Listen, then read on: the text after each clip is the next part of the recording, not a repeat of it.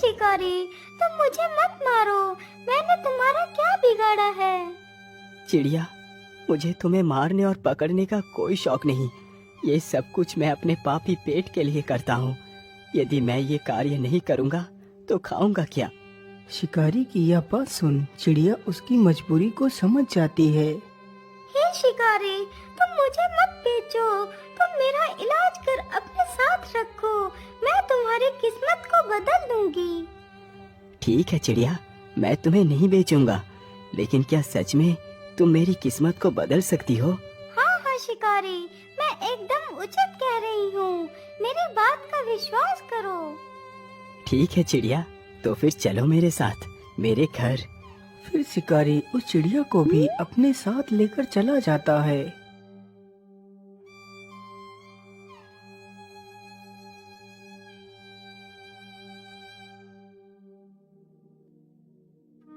चिड़िया, तुम इसी स्थान पर बैठो, मैं तुम्हारे घाव पर दवाई लगा देता हूँ। इतना बोलकर शिकारी चिड़िया को वहीं पर बैठा कर दवाई लेने जाता है। वह जल्दी ही एक कटोरी में दवाई ले आता है और उस चिड़िया के घाव पर लगाता है। चिड़िया, अब तुम यहीं पर बैठकर आराम करो, कल तक तुम बिल्कुल ठीक हो जाओगी।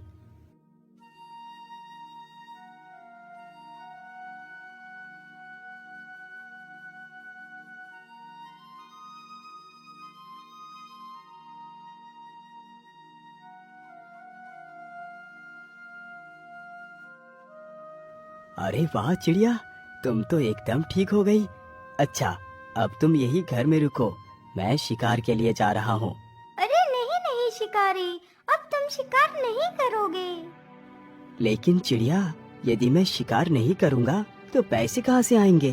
तुम शायद भूल गए कि मैंने तुमसे कहा था कि मैं तुम्हारी किस्मत को बदल दूंगी। हाँ हाँ, मुझे याद है, लेकिन तुम करोगी क्या? शिकारी, तुम जाओ और बाजार से ऊन खरीद कर ले आओ। लेकिन चिड़िया, मेरे पास तो 1 रुपया है, इससे कितनी ऊन मिलेगी? अरे 1 रुपए में जितने भी ऊन मिले तुम बस ले आओ। अच्छा ठीक है चिड़िया, मैं ऊन लेने के लिए जा रहा हूँ। इतना बोलकर शिकारी वहां से चला जाता है।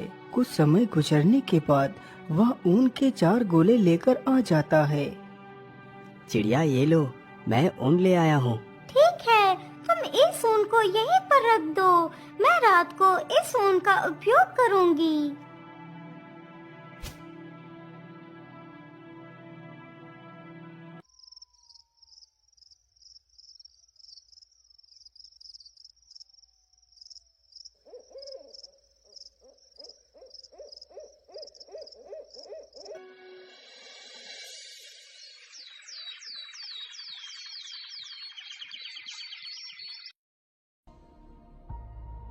अगले ही दिन शिकारी जैसे ही सोकर उठता है तो वह देखता है कि सामने टेबल पर एक बहुत ही सुंदर शाही सूट रखा हुआ है।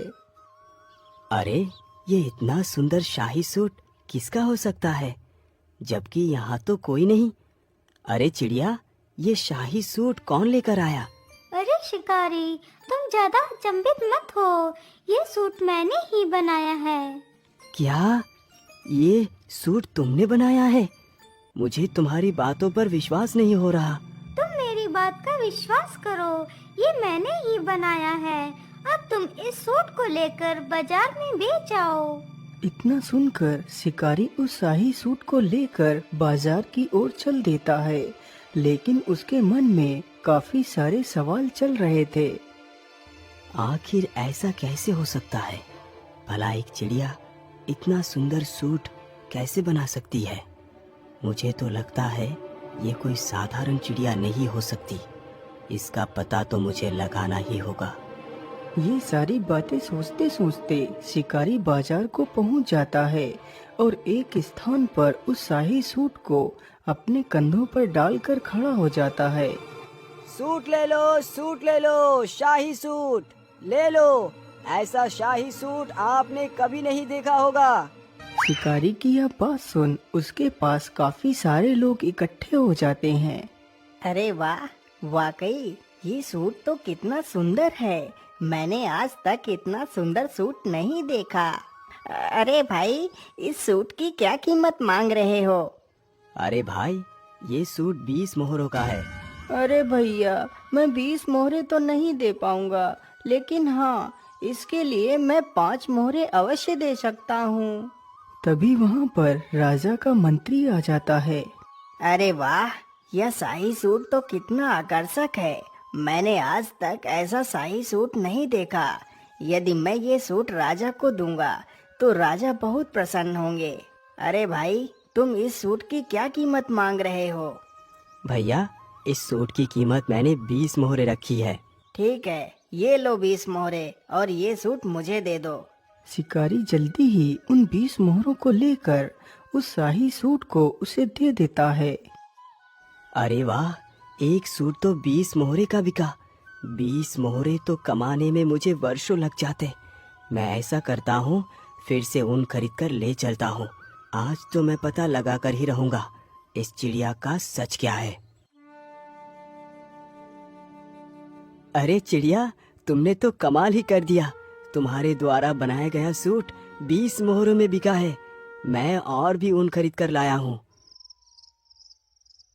जैसे ही आधी रात गुजरती है तो वह शिकारी झूठ मूठ सोने का नाटक करता है। उधर वह कबूतरी भी शिकारी के सोने की प्रतीक्षा कर रही थी। मुझे लगता है शिकारी अब सो चुका है। चलो अब मैं अपने वास्तविक रूप में आ जाती हूँ। इतना बोलकर कबूतरी एक सुंदर राजकुमारी का वेश धारण कर लेती है और चुपचाप उस ऊन के वस्त्र बनाने लगती है।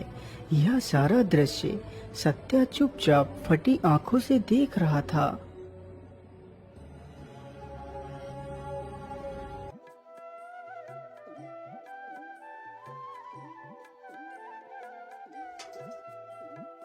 अगली सुबह राजकुमारी वापस से अपने उसी कबूतरी वेश में आ गई थी। अरे वाह कबूतरी, आज तो तुमने और भी ज्यादा सुंदर वस्त्र बनाए हैं। लेकिन इतनी सुंदर वस्त्र बनाना किसी आम पक्षी के बस की बात नहीं। आखिर कौन हो तुम जो इस कबूतरी के वेश में रह रही हो? मैं तुम्हारी वास्तविकता को जान गया हूँ। बताओ, तुम कौन हो? सत्या, मैं कोई कबूतरी नहीं हूँ। मैं कल्पराज की राजकुमारी कल्पना हूँ। यह बात कई वर्ष पहले की है। मेरे पिता राजा वीर प्रताप को कोई भी संतान नहीं थी।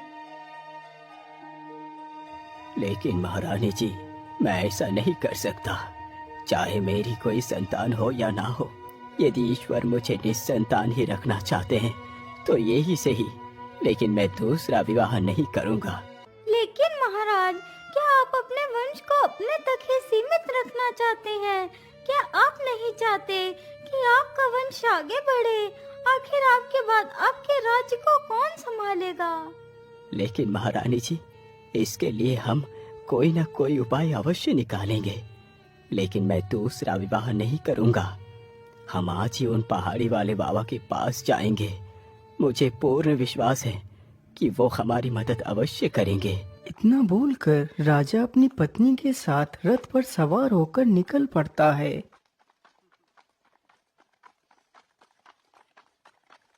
वह चलते चलते जल्दी ही उस बाबा के आश्रम में पहुंच जाता है।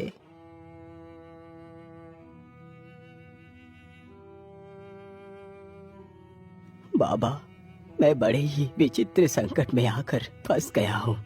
समझ नहीं आ रहा क्या करूँ और क्या ना करूँ। महाराज, मैं आपकी चिंता के विषय को भली भांति समझता हूँ। बाबा, यदि आप सब कुछ जानते हैं तो फिर बताइए, क्या मैं इसी प्रकार जीवन भर निस्संतान रहूंगा? क्या मेरे भाग्य में कोई संतान नहीं है? महाराज, आप घबराइए नहीं। आपके भाग्य में संतान का सुख अवश्य लिखा है, लेकिन एक समस्या है।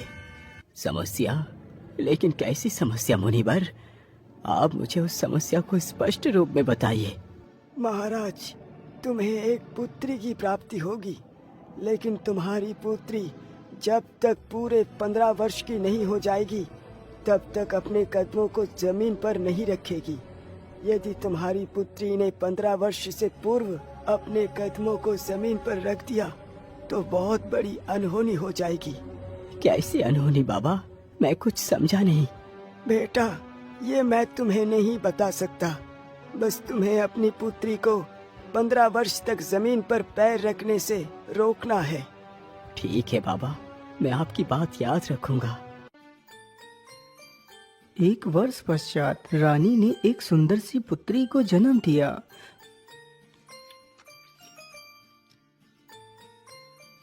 मंत्री जी, जाओ और पूरे राज्य में धन दौलत बांटो।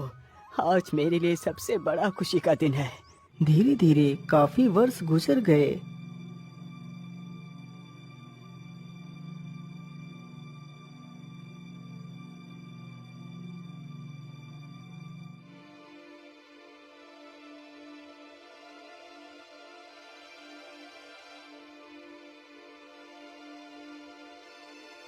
महारानी जी, आज की रात गुजरने के बाद मेरी पुत्री पूरे 15 वर्ष की हो जाएगी।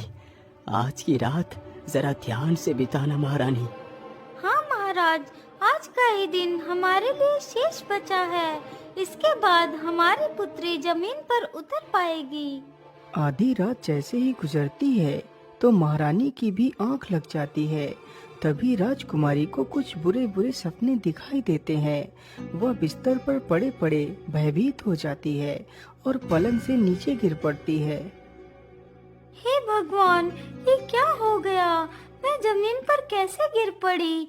माँ, जल्दी उठो, देखो मैं पता नहीं कैसे जमीन पर गिर पड़ी।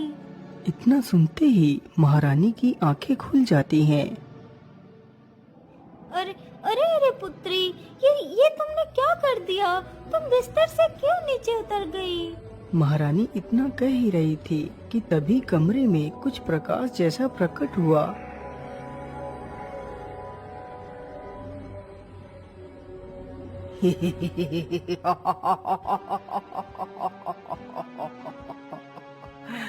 महारानी जी, मैं भूखा हूँ, मुझे मांस खिलाओ, नहीं तो मैं तुम्हारी बेटी को खा जाऊंगा। नहीं राक्षस, तुम ऐसा नहीं कर सकते। इतना कहते ही महारानी जमीन पर गिर पड़ती है और बेहोश हो जाती है। राक्षस, आप मुझे मत मारो, मुझ पर दया करो। अरे वाह, राजकुमारी तो कितनी सुंदर है। काश कि यह राजकुमारी मेरी पत्नी बनती तो कितना अच्छा होता। ठीक है, मैं तुम्हें नहीं मारूंगा, लेकिन तुम्हें मेरे साथ विवाह करना होगा। चलो मेरे साथ। इतना बोलकर राक्षस राजकुमारी का हाथ पकड़कर वहाँ से गायब हो जाता है और उसे अपनी गुफा में ले जाता है। राजकुमारी, यही मेरा घर है। आज से तुम यहाँ की मालकिन बनोगी। मैं तुम्हारे साथ विवाह करूँगा। नहीं राक्षस, मैं एक इंसान हूँ और तुम तो एक दैत्य हो। भला मैं तुम्हारे साथ विवाह कैसे कर सकती हूँ? मुझे जाने दो। नहीं राजकुमारी, तुम्हें यदि जीवित रहना है तो तुम्हें मेरे साथ विवाह करना ही पड़ेगा। अच्छा, अब मैं अपने रिश्तेदारों को न्योता देने के लिए जा रहा हूँ, तुम यहीं पर रुकना। लेकिन हाँ, यदि मैं तुम्हें यहाँ छोड़कर चला गया तो तुम यहाँ से कहीं भी भागकर जा सकती हो।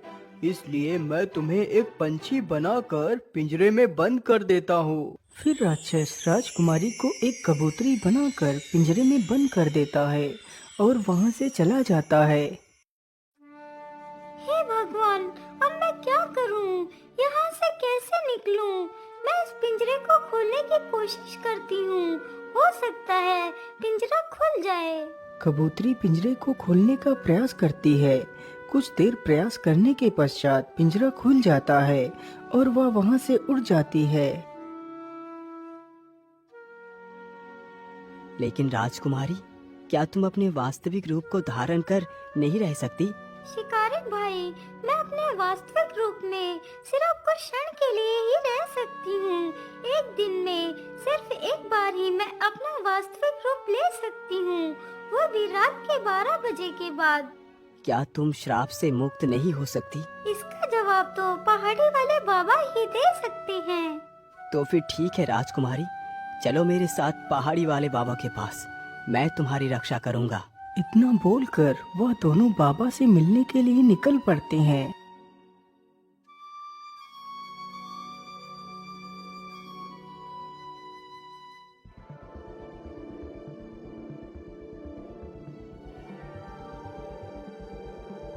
बाबा, हमारी सहायता कीजिए, हम बहुत ही दुविधा में पड़ गए हैं। बोलो बेटा, क्या बात है? तुम इतना परेशानी में क्यों दिखाई पड़ रहे हो? कबूतरी सारी कहानी बाबा को सुनाती है। पुत्री, तुम घबराओ मत, सब कुछ ठीक हो जाएगा। जो मैं कहता हूँ उसे ध्यान से सुनो। हाँ हाँ, बोलिए बाबा, आप क्या कहना चाहते हैं? मैं राजकुमारी की सहायता करूंगा।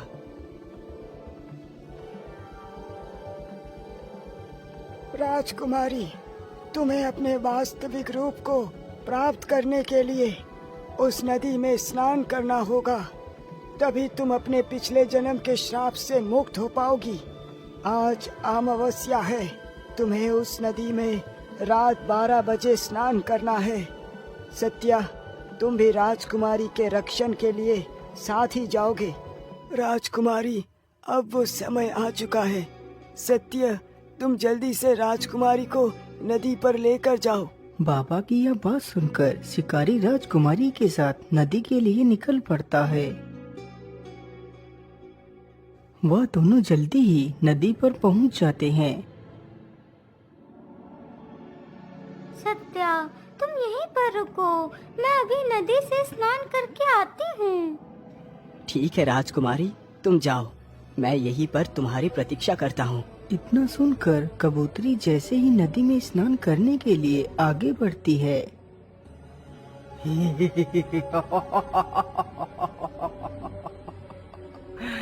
नहीं राजकुमारी, नहीं, इतनी जल्दी नहीं, मैं तुम्हें मुक्त नहीं होने दूंगा। अरे ये क्या? मुझे लगता है ये वही राक्षस है। आज मैं इसे जिंदा नहीं छोड़ूंगा। शिकारी तुरंत ही मसाल लेकर उसकी तरफ बढ़ता है। अरे बाप रे बाप, इतनी जोर से किसने मारा मुझे? किसकी मौत खींच कर यहाँ ले आई है? अरे दुष्ट राक्षस, मैंने ही तुझे मारा है। हिम्मत है तो मुझे मार के दिखा। अच्छा, ऐसी बात है तो पहले तू ही मरने के लिए तैयार हो जा। इतना कहकर राक्षस शिकारी को ही पकड़ लेता है। छोड़ दुष्ट राक्षस, आज मैं तुझे जिंदा नहीं छोड़ूंगा। तभी कबूतरी चुपके से नदी में डुबकी लगा जाती है।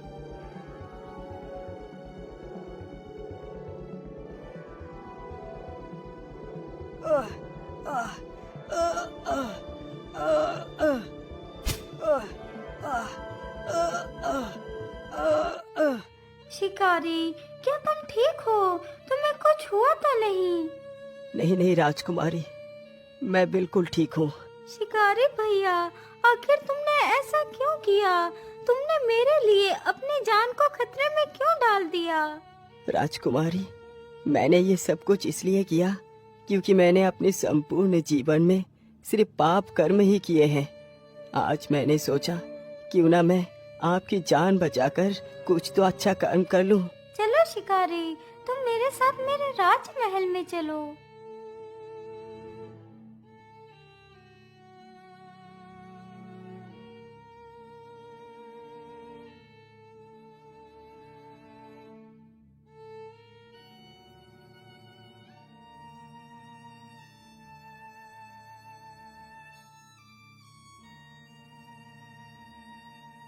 सत्या, आज तुमने मेरी पुत्री की जान बचाकर मुझ पर बहुत बड़ा उपकार किया है।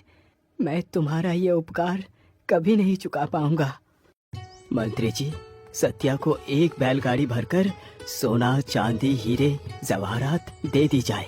राजा के इस आदेश पर शिकारी को एक बैलगाड़ी भरकर सोना, चांदी, हीरे, जवाहरात देकर सम्मान पूर्वक विदा कर दिया जाता है।